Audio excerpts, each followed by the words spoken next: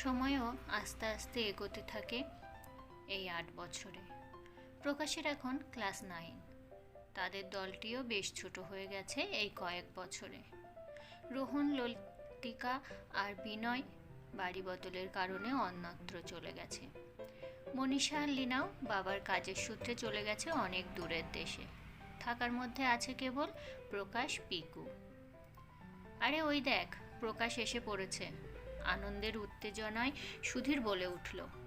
বিনোদ সান্যালের বাগানের আম গাছটির সামনে দল বেঁধে দাঁড়িয়ে রয়েছে সুধীর, বিনয়, পিকু, রোহন আর শ্যামল।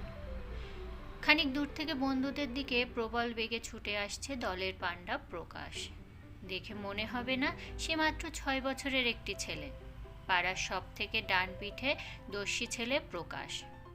দুষ্টুমি বুদ্ধিতে সবাইকে নাজেহাল করে বেড়াতো দিনরাত। সেদিনও তার অন্যথা ঘটল না।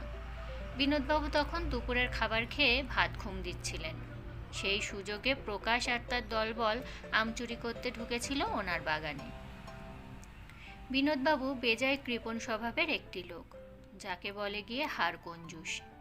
গাছের সব আম তিনি বাজারে বিক্রি করতেন, আর ছেলেপুলেরা কেউ একটিও চাইলে তাদের দুচ্ছাই করে তাড়িয়ে দিতেন। অগত্যা এইভাবে আম পাওয়া ছাড়া আর কোনো উপায় ছিল না প্রকাশদের।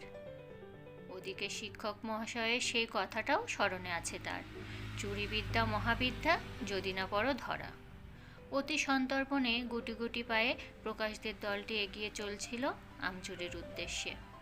বিনোদবাবুর স্ত্রী নির্মলা দেবী পান খেতে খেতে দোতলার জানালা দিয়ে প্রকাশ আর সুধীরকে গাছে চড়তে দেখে ফেললেন। বিনোদবাবুকে ঘুম থেকে জাগিয়ে তিনি বলেন, হায় রে, আজ তোমার সব আম গেল। দেখো গিয়ে, ছেলে ছোকরার দল আম নিয়ে পালাচ্ছে। আধ ঘুমোর চোখ দুটি মুছতে মুছতে বিনোদবাবু একটি লাঠি হাতে এগিয়ে গেলেন প্রকাশদের দিকে। লাঠিটি তাদের তাড়ানোর জন্যই রাখা থাকতো বারান্দার এক কোণে। দূর থেকে বিনোদবাবুকে আসতে দেখে সবাইকে সতর্ক করে দিল পিকু। তারপর আর তাদের দেখে কে? যে যতগুলো করে পারল ততগুলো আম নিয়ে ছুটে পালালো বাগান ছেড়ে। গাছের কয়েকটি আম কমে যাওয়াতে বিনোদবাবুর তখন মাথায় হাত। ওদিকে ছেলেগুলো দৌড়ে পালাচ্ছে খালপাড়ের শাকও ধরে মাঠের দিকে। মাঠের মাঝে বসেছে মেয়েদের হাট। তারা মিছিমিছি রান্নাবাটি খেলছে, কেউ বা বাজার করে নিয়ে আসছে। পিয়ালি হলো মেয়েদের দলের কর্ত্রী। প্রকাশ এসে পিয়ালিকে বলল, তোরা আমাদের খেলতে নিবি? পাশ থেকে ললিতা বলে উঠল, না, কখনোই না। মনে নেই সেদিন তোরা সবাই ডাঙ্গুলি খেলছিলিস? আমরা কত করে বললাম যে আমাদের একটু খেলতে নে না তোদের সাথে। তোরা কি নিয়েছিলিস? শ্যামল বলল, ডাঙ্গুলি তো ছেলেদের খেলা, আর তোরা তো মেয়ে, খেলতে পারতিস আমাদের সাথে। শ্যামলের বোন শিউলি তখন মুখ বেঁকিয়ে বলল, রান্নাবাটিও তো মেয়েদের খেলা। সবাইকে থামিয়ে পিয়ালি বলল, তোদের আমরা খেলতে নিতে পারি যদি তোরা আমগুলো আমাদের দিয়ে দিস। প্রকাশ বলল, আম দিয়ে কি করবি? কেন, রান্নাবাটি খেলবো। এতক্ষণ মিছিমিছি খেলছিলাম, এবার সত্যিকারের খেলবো। তোরা 6 জন বাজার করে নিয়ে আসবি, আর আমরা 4 জন রান্না করব। 4 জন কেন? তোদের দলের আরেকজন কই? মনীষা, ওকে আমরা বাদ করে দিয়েছি, বাজার করতে যায়নি বলে। অদূরে একটা কালভার্টের ওপর বসে মনীষাকে কাঁদতে দেখে সুধীর বলল, দেখ, মনীষা ওখানে একা একা কাঁদছে, ওকে আবার খেলতে নে। সবাই মিলেমিশে খেলার কতই না মজা। ছেলে মেয়েদের দলটি মনীষার কাছে গিয়ে গোল করে ঘিরে ধরল তাকে, আর মেলা মেলা খেলতে লাগলো। তারপর সবাই মিলে একসঙ্গে বসে খেতে থাকলো কাঁচা আমগুলোকে। এইভাবেই হাসি, মজা, আনন্দ আর দুষ্টুমিতে বড় হতে থাকে তারা।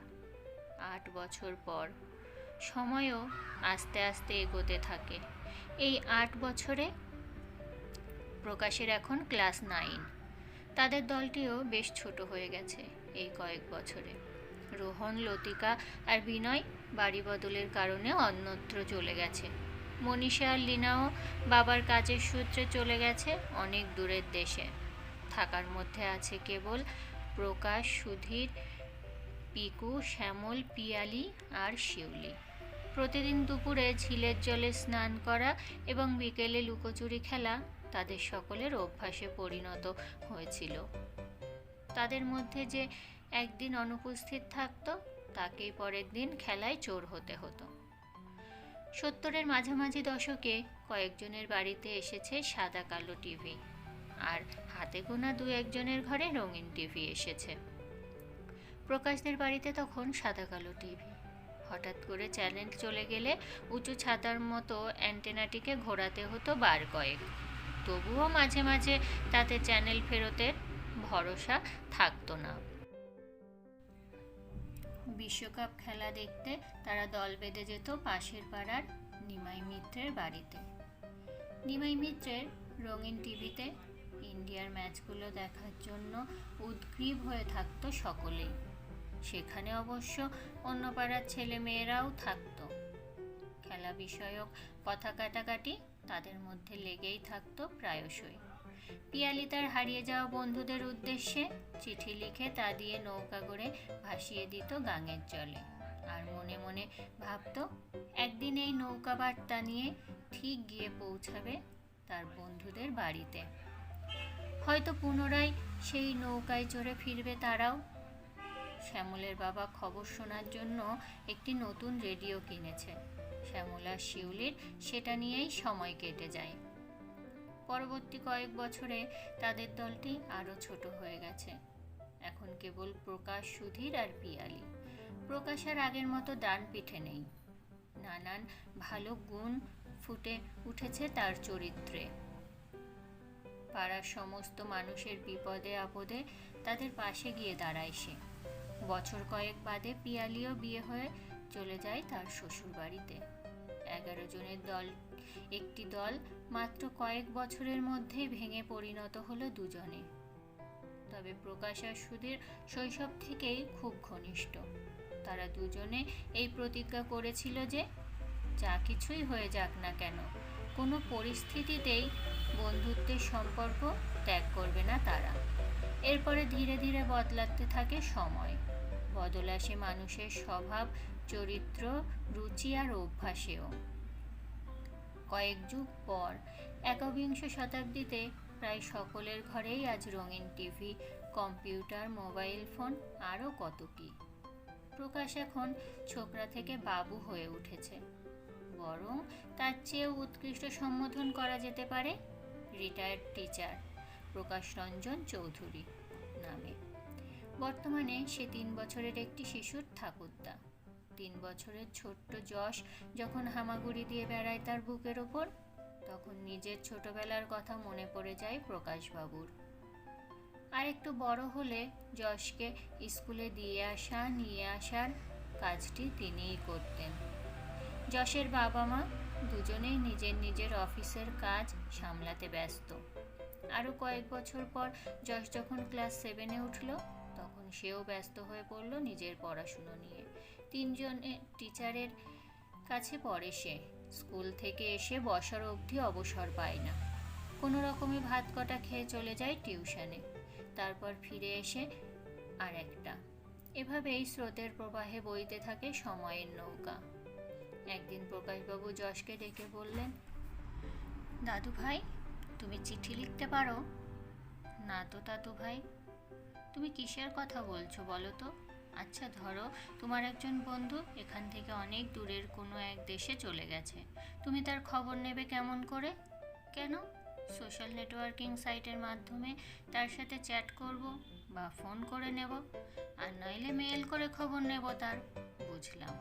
আচ্ছা ধরো এইসব মাধ্যম যদি না থাকতো, তখন তুমি কি করতে? মাথায় হাত দিয়ে বেশ কিছুক্ষণ চিন্তা করে যশ উত্তর দিল, ধুর, এরকম হতেই পারে না কখনো। কেন হতে পারে না দাদু ভাই? কিছুক্ষণ থেমে মৃদু স্বরে প্রকাশবাবু বললেন, আচ্ছা বেশ, এসো আমার কাছে। আমি আজ তোমায় চিঠি লেখা শিখিয়ে দেব। একটা নতুন উদ্দীপক ব্যাপার মনে করে যশ প্রথমে আগ্রহ দেখালো ঠিকই, কিন্তু বেশ খানিকটা শেখার পর মন অস্থির হয়ে উঠল তার। বলল, তুমি বড্ড ব্যাকডেটেড দাদু ভাই। মোবাইল ল্যাপটপ থাকতে এসব লিখে টাইম ওয়েস্ট করার কোনো মানে হয় কি? আমাকে এবার ছাড়ো। সে কি দাদু ভাই, কোথায় যাবে? শিখবে না চিঠি লেখা? না দাদু ভাই, এসব বোরিং জিনিস শিখতে আমার একটুও ভালো লাগছে না। আমি এখন বাবির ল্যাপটপে পাবজি খেলবো। তুমি খেলবে? পাবজি মানে? হো হো করে হাসতে হাসতে যশ বলল, তুমি সত্যিই ভীষণ ব্যাকডেটেড দাদু ভাই। পাবজি হলো একটা গেম, যেটা তাকে থামিয়ে দিয়ে প্রকাশবাবু বললেন, না দাদু ভাই থাক, তোমার গেম তুমিই খেলো গিয়ে। মুখ ভর্তি হাসি নিয়ে প্রকাশবাবুর ঘর থেকে দৌড়ে গেল যশ নিজের ঘরে। ঠোঁটের ফাঁকে মৃদু হেসে প্রকাশবাবু একমনে চিন্তা করতে থাকেন ফেলে আসা সেই সব সময়ের স্মৃতিগুলো। বর্তমানে দাঁড়িয়েও তার পুনরায় ইচ্ছে করে অতীতে ফিরে যাবার। নিজের মনে অজান্তেই মৃদু কণ্ঠে বিড়বিড় করে তিনি বলতে থাকেন, কতই ভালো না ছিল সেই সব দিনগুলো, কত সুখ, কত শান্তি আর কত স্মৃতি অবিরাম ভেসে চলেছে সময়ের জোয়ারে। সত্যি আজ উপলব্ধি করতে পারছি মানুষ একমাত্র সময়ের কাছেই পরাজিত। অতীতের সেই দিনগুলো প্রযুক্তিবিদ্যার দিক থেকে এতটা সমৃদ্ধ ছিল না ঠিকই, কিন্তু একথা নিশ্চিতভাবে বলা যেতে পারে সেই দিনগুলো ছিল আদর্শ বিদ্যায় প্রসিদ্ধ।